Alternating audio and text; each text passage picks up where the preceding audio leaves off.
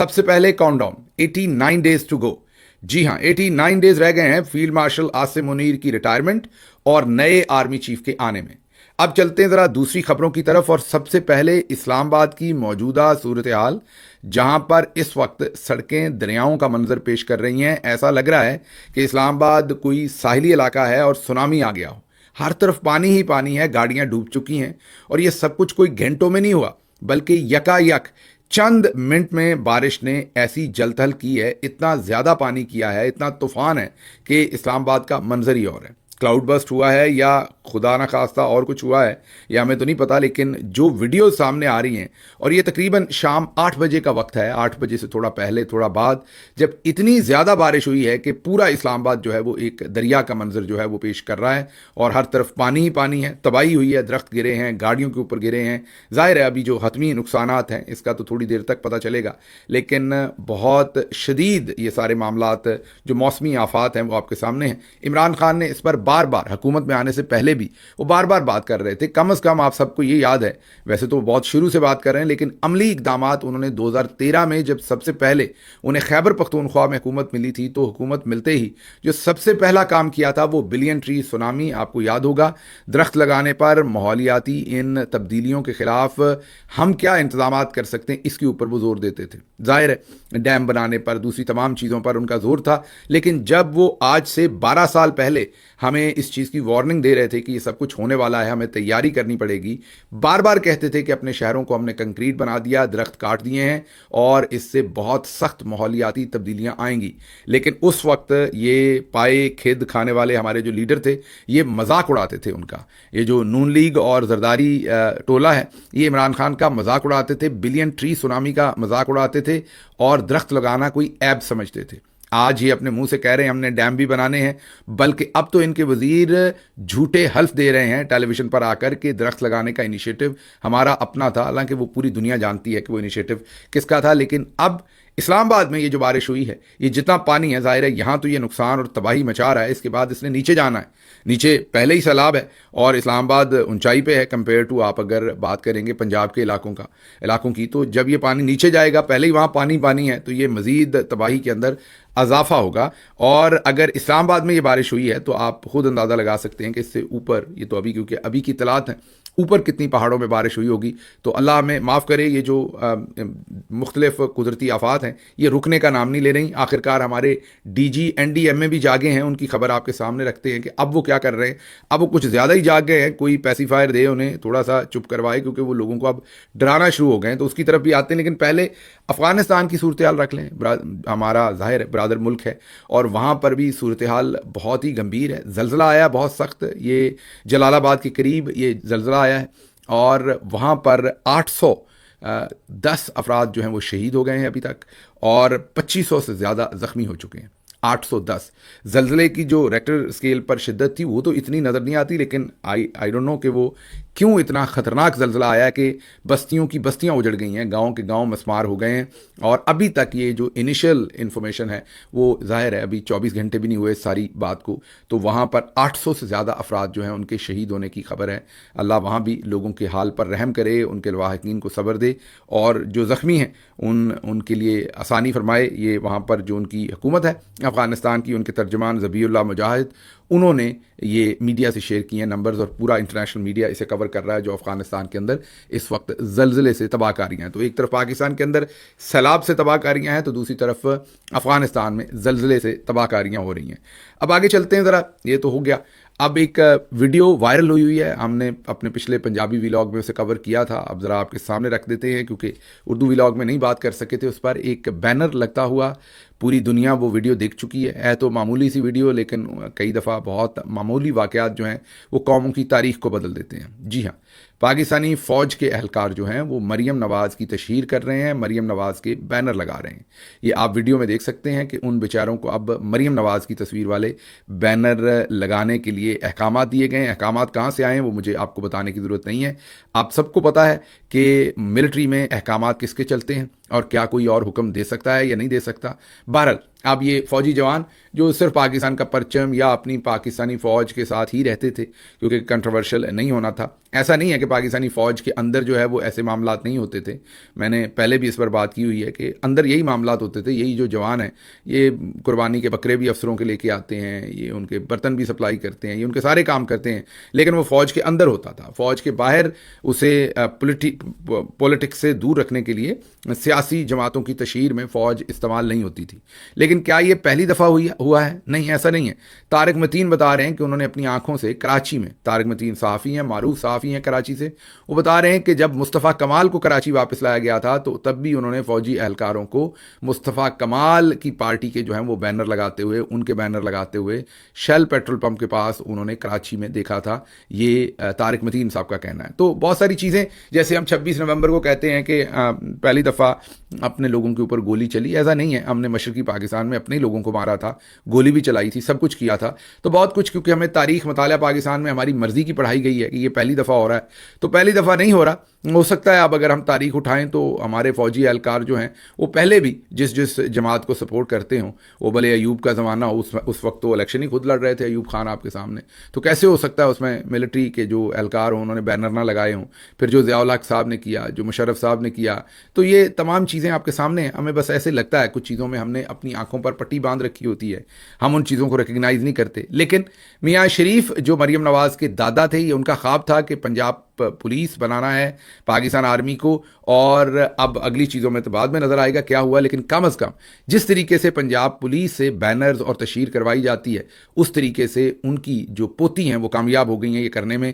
मियाँ शरीफ साहब ये काम मर्सिडीज़ से करवाना चाहते थे, उन्होंने एक माजरत BMW से उन्होंने एक BMW गाड़ी जो है वो एक उस वक्त के आर्मी चीफ को भिजवाई थी, लेकिन वो तो काम नाकाम हो गया। उस वक्त के आर्मी चीफ ने ये सब कुछ करने से इनकार कर दिया। लेकिन आज उन्हीं की पोती ने BMW के बगैर कोई और, मुझे नहीं पता अब कौन सी चीज़ होगी जिससे उन्होंने इस चीज़ को कामयाब बनाया है।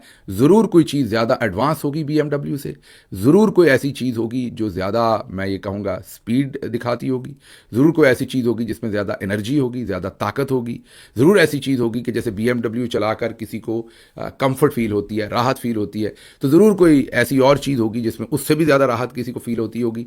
तो जो मियाँ शरीफ साहब BMW से ना कर सके, इनके दादा मरहूम अल्लाह उनकी जन्नत में मग़फ़िरत करे, वो पोती ने BMW के अलावा, मुझे नहीं पता कौन सी W है, कौन सी B है, कौन सा M है, मतलब कि कौन सी वो प्रोडक्ट है जिसकी वजह से आज हमारी फ़ौज इस हद तक पहुँच गई है कि वो इनके बैनर लगाती फिर रही है। अब अगले दिनों में आपको पता चलेगा कि फ़लाने वज़ीर के कहने पर फ़लाना कोर कमांडर लग गया है। अब आपको तो हंसी आएगी इन बातों की फ़िलहाल, लेकिन जब डिटीरिएशन होती है तो फिर ऐसे ही होती है। आपको आने वाले वक्त में पता चल जाएगा कि शरीफ ख़ानदान ने फ़लाँ कोर कमांडर से नाराज़ हुए क्योंकि पहुँचने पर प्रोटोकॉल नहीं दिया, तो उसकी भी तब्दीली होगी। बहरहाल ये लाहौर के कोर कमांडर के बारे में ये पहले इन्फॉर्मेशन मीडिया में आई थी कि बीबी मरियम की उनके साथ नहीं बनी, जो तब्दील हो गए थे। अभी जो है ये 3-4 कोर कमांडर तब्दील हुए हैं पिछले 3 साल में। इतने ज़्यादा कोर कमांडर तब्दील होते नहीं होते, 3 साल का टर्नओवर होता है कम अज़ कम।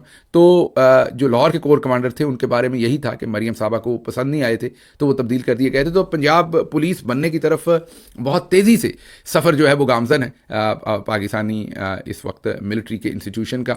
बदकिस्मती है कौम की, लेकिन बहरहाल बदकिस्मती ये कि पंजाब पुलिस को भी ऐसा नहीं होना चाहिए, वो भी हमारा इदारा है, लेकिन वो 80 की दहाई से इन्होंने अपने लोग वहाँ भर्ती करवाए और उनसे फिर सियासी फैसले करवाए, और आज मामलात कहाँ पहुँच गए हैं वो आपके सामने है। लेकिन अब जिस तरीके से हम पंजाब पुलिस को कहते हैं वो पैसे में पड़े हुए हैं, कब्ज़ा माफिया के साथ मिले हुए हैं, रियल्टर्स के साथ मिले हुए हैं, तो अब ऊपर भी तो मामलात वैसे ही हैं। आप देख लीजिए कि तमाम की तमाम चीज़ें वही हैं, प्रॉपर्टी भी वही हैं, इलेक्शन लूटना भी वही है, अदलिया के ऊपर कंट्रोल करना भी वही है, बल्कि ज़्यादा बुरे हालात हैं। तो पंजाब पुलिस को तो देर लगी होगी डिटीरिएशन में, जो ऊपर मामलात चल रहे हैं खुदा ना खास्ता वहाँ तो देर भी नहीं लगनी। तो एक तरफ लोग ये बैनर बनता हुआ देख रहे हैं, दूसरी तरफ एयरफोर्स का जहाज़ देख रहे हैं जिसको मरियम साहबा ऐसे इस्तेमाल करती हैं जैसे कोई ज़ाती उनके पास टैक्सी हो, मतलब कि कोई गहराई नहीं है जिस पर हम रुक पाएंगे, नीचे से नीचे जा रहे हैं। अच्छा जी, हुकूमत ने घटियापन की इंतहा कर दी। रोज़ हम समझते हैं इससे नीचे नहीं गिर सकते, लेकिन ये रोज़ उससे नीचे गिर के हमें दिखाते हैं। अब हुकूमत ने बाकायदा नोटिफिकेशन जारी कर दिया है कि कोई प्राइवेट आदमी, कोई प्राइवेट पर्सनैलिटी, शख्सियत, लोग, ग्रुप, मोहल्ला, कोई लोग भी मिलके मुतासरीन को खाना नहीं दे सकते। वजह यह बताई गई है कि क्वालिटी चेक नहीं है, जबकि अक्सर का मानना यह है कि क्योंकि इस पर मरीम नवाज़ की तस्वीर नहीं है लिहाजा खाना नहीं। अब मैं लानत भेजूं या क्या करूं ऐसी सोच पे। आप मुझे ये बताइए, पूरी दुनिया में जब जंग हो या सैलाब हो तो वहाँ कौन क्वालिटी चेक करता है? मतलब अगर लोग पकाएंगे खाना तो कोई गंदा खाना पका के लेके जाएगा? आप अपने आप से सवाल पूछिए। अगर कोई मस्जिद की कमेटी मिलकर करती है, मोहल्ले की कमेटी मिलकर करती है, कोई साबे हसीयत या 10 औरतें या कोई एनजीओ कोई भी वो खाना पकवाते हैं, तो क्या वो गंदा खाना पकवा के लेके जाएंगे? कोई थोड़ा अकल को हाथ मारे, को थोड़ा हया करें, को गैरत करें। वो फिर चचा साजिद नवाज वाली बात ही ठीक फिर तो लगती है। माजरत, मैं नहीं वो अल्फाज कहना चाहता, ना ही मैंने उनके अल्फाज एंडोर्स किए थे, लेकिन चलें उस एक लफ्ज़ को निकाल लें जो मरियम साहबा के लिए उन्होंने इस्तेमाल किया था, उसको निकाल के फिर बाकी बातें तो उसकी ठीक हैं कि ये आप लोगों में शर्म नाम की कोई चीज़ ही नहीं है। आप लोग किधर पहुंच गए? मतलब लोग भूखे हैं, प्यासे हैं, अफलास है, सब कुछ डूब गया उनका पानी के अंदर। ना उनकी फसलें बची हैं, ना जानवर बचे हैं। अपने अजीज उन्होंने पता नहीं कहाँ दफनाए हैं, किस तरीके से ड्रमों पे रख रख के। मतलब अब उनको अगर कोई खाना दे रहा है तो वो भी बंद कर दिया क्योंकि तस्वीर लगनी चाहिए। मतलब ये लोग ज़हनी मरीज़ हैं। ये जो पाकिस्तान के ऊपर इस वक्त टोला सवार हो गया है, ये ज़हनी मरीज़ हैं। इन्हें ज़हनी इलाज की ज़रूरत है, इन्हें इन ओहदों की ज़रूरत नहीं है, इन्हें ज़हनी इलाज की ज़रूरत है। माजरत के साथ हर तरफ जो है वो इस वक्त ज़हनी मरीज़ों के हाथ में पाकिस्तान की क़यादत आई हुई है हर तरह की, और उसमें जो पाकिस्तान का नुकसान है और जो गरीब के साथ जुल्म है वो सोचने से ज़्यादा है। अच्छा जी, आगे ज़रा आपको एक और चीज़ बताते हैं, फिर ज़रा मरियम साहबा के दूसरे कारनामे आपके सामने रखते हैं आज जो उन्होंने अदा किए हैं। चेयरमैन एनडीए में गलती मेरी है, मैं माफ़ी मांगता हूँ। मैंने उन पर बहुत तनकीद की, उसकी मैं खुले दिल से और आप सबके सामने माफ़ी मांगता हूँ। लेफ्टिनेंट जनरल इनाम साहब से मैं माफ़ी मांगता हूँ। वो क्यों? वो इसलिए कि वो सोए हुए थे, उनका किसी को नहीं पता था, वो कभी कुछ नहीं करते थे, सिर्फ गोल्फ खेलते थे और यूनिफॉर्म में वो सर्विंग है चेयरमैन एनडीए में। हमने उन पर ज़रा सी तनकीद क्या कर दी, वो ऐसे जागे हैं कि वो जो मैं पंजाबी में कहता हूँ कि पैड़े रोन नालों चुप चंगी, उन्होंने वो काम शुरू कर दिया है। उन्होंने अब कौम को डराना शुरू कर दिया है। उन्होंने प्रेस कॉन्फ्रेंस की और बताया कि हर 2 महीने के बाद आफतें आएंगी, आप तैयार हो जाएं। उन्होंने एडवांस ही चला दिया सारा कुछ। उन्होंने कहा कि अभी ये सैलाब है, इससे हमने निकलना है तो सर्दी में जो है वो आ जाना है, तूफान जो सर्दी का है उससे निकलना है तो अर्ली हीट वेव आ जानी है, उससे निकलना है तो फिर अगली मानसून आ जानी है, और फिर पता नहीं हीट वेव आ जानी है, फिर अगली मानसून आ जानी है। सरकार सभी को पता है इस कैलेंडर का, खुदा का वास्ता है कहीं आपने 2050 तक सारी आफतें नहीं गिनवा दी, बीच में जलजला भी नहीं डाल दिया, समुद्री तूफान भी नहीं डाल दिए। मतलब ये कैपेसिटी है इनकी मेंटल। हमने उन पर 4 दिन तनकीद क्या कर दी, वो मेरा ख्याल इतने फ्रजाइल हैं बेचारे कि वो तनकीद हैंडल नहीं कर पाए और अब एडवांस चल गए। अब स्पीड इतनी ज़्यादा है कि अब पहले नज़र नहीं आते थे और अब अगले साल पूरे की आफतें भी लोगों को बता रहे हैं। भाई लोग इस आफत में नहीं निकल रहे, उनको कोई हौसला भी उनके पास रहने दे, उनके पास कोई उम्मीद भी रहने दें कि इसके बाद हम अपने घरों में जाएंगे, अपनी ज़मीन दोबारा आबाद करेंगे, पानी उतरेगा, को हमारे अच्छे दिन आएंगे। आप उनसे उम्मीद भी छीन रहे हैं कि इसके बाद ये होगा, इसके बाद ये होगा, इसके बाद ये होगा। और भाई जो अभी का काम है करने का वो तो कर लें, वो तो हुआ नहीं आपसे, उस टाइम तो आप सोए हुए थे। हमने तनकीद की, दूसरे लोगों ने तनकीद की, आप इतने एडवांस हो गए आप। अच्छा जी, आगे मरियम नवाज साहबा आज गई हैं जंग, और जंग जब गई हैं तो आपको सबसे पहले कहानी बताते हैं जो आप सुनेंगे तो आप हैरान रह जाएंगे कि क्या वाकई जहनी बीमारी इस लेवल की है। मरियम साहबा ने जंग की मुनासबत से आज काला जोड़ा पहनना था क्योंकि वहाँ पर शिया आबादी बहुत ज़्यादा है, तो ये डिस्कशन की गई और काला सूट जो है वो इसके लिए चूज़ किया गया, काले कपड़े।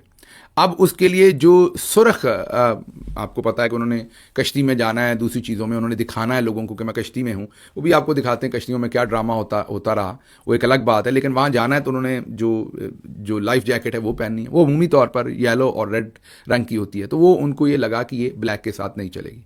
जो मैं आपको कहानी सुनाने लगा हूँ आपकी आंखें फटी की फटी रह जाएंगी। तो उसके बाद मरियम साहबा ने कहा कि मैंने तो कुछ ऑफ वाइट या कुछ क्रीम कलर में, कुछ खाकी कलर में कुछ ऐसा पहनना है, मैंने रेड नहीं पहनना। ये डिसाइड हो गया रात को, और ये बता के मोहतरमा अपने सोने के लिए चली गई हैं जो भी, और पंजाब गवर्नमेंट को दौड़ें लग गई। जी हाँ, पंजाब गवर्नमेंट को दौड़ें लग गई कि अब इस पर क्या पहनाया जाना है। तो अब आपने ज़रा गौर करना है कि मामला कहाँ ख़त्म हुआ। जितने भी प्राइम मिनिस्टर्स और चीफ मिनिस्टर्स होते हैं, इनके जो सिक्योरिटी गार्ड्स होते हैं वो एक वेस्ट पहनते हैं, एक बाजुओं के बगैर आप उसे जैकेट कह लें वो पहनते हैं। जो वेस्ट पहनते हैं उसके अंदर मुख्तलिफ जेबें होती हैं, नेट लगा होता है, उन जेबों में जो अजाफी मैगजीन्स होती हैं जिनमें गोलियां होती हैं, वायरलेस होती है, उसको रखने की जगह होती है। वो सिक्योरिटी एहलकारों की एक टिपिकल वेस्ट होती है। अब इनको नज़र आया कि ये यही वेस्ट है जो मेरा मतलब है कि ऐसे मामले के ऊपर किसी ना किसी तरह से सिक्योरिटी भी उसमें होगी, और वो आगे से उन्होंने बांधी हुई होती है। बटन उसके बंद होते हैं उस वेस्ट के, खुली नहीं होती वो कभी भी, आप देखेंगे अनलेस कि कोई खाना खा रहा है, रिलैक्स बैठा है, तो उसके वो बटन बंद होते हैं। आर्म फोर्सेस में भी इस्तेमाल होती है वो, और उसकी जेबों को इस्तेमाल किया जाता है, जैसे मैंने कहा कि वायरलेस डालने के लिए या इक्विपमेंट दूसरा कोई या मैगजीन्स डालने के लिए, तो वो इस्तेमाल होता है। तो बाजी के लिए वो वेस्ट चूज़ की गई। अब वेस्ट ज़ाहिर है वो मर्द पहनते हैं ज़्यादा, वहाँ पर मर्दाना ही ज़्यादा सिक्योरिटी स्टाफ है, तो वो साइज़ बड़े थे कंपैरेटिवली। उसके बाद गुलबर्ग में एक टेलर को उठवाया गया, बेसिकली टेलर नहीं, एक शख्स की कहीं पर लाहौर में वो फैक्ट्री है जहाँ से वो एक्सपोर्ट करते हैं ऐसा मटेरियल, उनको उठवाया गया और उनकी फैक्ट्री के अंदर जाके मरियम नवाज साहबा की स्टिचिंग होती रही। वो उस जैकेट की वो स्टिचिंग जो है वो सुबह कंप्लीट हुई, और सुबह का मतलब है कोई 7-8 बजे वो बेचारे कंप्लीट करके लाए। जब वो 9 बजे पहनाई गई तो उसमें थोड़ी सी फ़र्क था। जो मशीन थी वो जाती उम्रा साथ लेके गए थे, क्योंकि उसकी स्टिचिंग ज़रा डिफरेंट मशीन से होती है। वो जाती उम्रा गई थी वो मशीन जो है, फिर उसमें थोड़ी ऑल्ट्रेशन मज़ीद की गई और मरियम साहबा ने आज वो जैकेट ज़िबतान की। ये आप देख सकते हैं वो जैकेट ये पहन के वो फिर रही हैं। बल्कि ये वीडियो देखिए, इसमें वो लाइफ जैकेट लेके साथ आया, क्योंकि मरियम साहबा ने कश्ती में खड़े होकर, क्योंकि अब कश्ती में तो हर जगह पे जहाँ भी वो जाएंगी वो कश्ती में तस्वीर ज़रूर बनवाएंगी, तो कश्ती में जाना था तो बेचारा पीछे पीछे जैकेट ले गया, तो उन्होंने कहा नहीं ये मैंने पहनी हुई है यही। अब इनसे कोई पूछे कि इस जैकेट का सैलाब के साथ क्या लेना देना है, क्या आप सिक्योरिटी गार्ड बन गई हैं? अच्छा, अगर ये आगे से बांध देती तो चलें ये इतना झूठ बोलने के काबिल होते कि ये बुलेट प्रूफ जैकेट है, हालांकि होती नहीं है, लेकिन चलें ये झूठ बोल देते लोगों से कि पीछे भी इसके प्लेट्स हैं और आगे भी हैं तो ये बुलेट प्रूफ है। अब वो भी नहीं है, सब कुछ सामने से नज़र आ रहा है कि वो खुली हुई है, उन्होंने तो बटन भी बंद नहीं किए, खुली हुई है।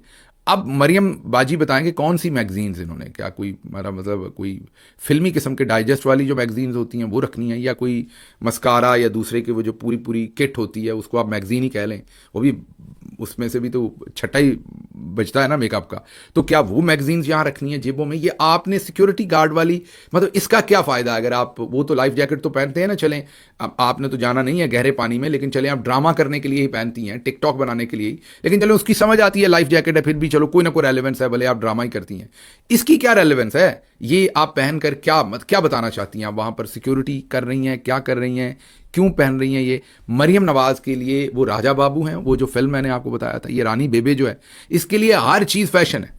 मैंने एक दफ़ा एक वीडियो देखी थी और उसमें वो बता रहे थे कि फौतगी पर किया जाने वाला मेकअप कौन सा होता है। मुझे लगता है कि मरियम साहबा खुदा ना खास्ता कहीं फौतगी पे जाएंगी तो उसकी मुनासबत से भी फिर स्पेशल कपड़े तैयार करवाएंगी, और फौतगी के कंट्रास्ट में, वो कफन के कंट्रास्ट में फिर बनवाएंगी कि मैंने किस तरह के कपड़े पहने।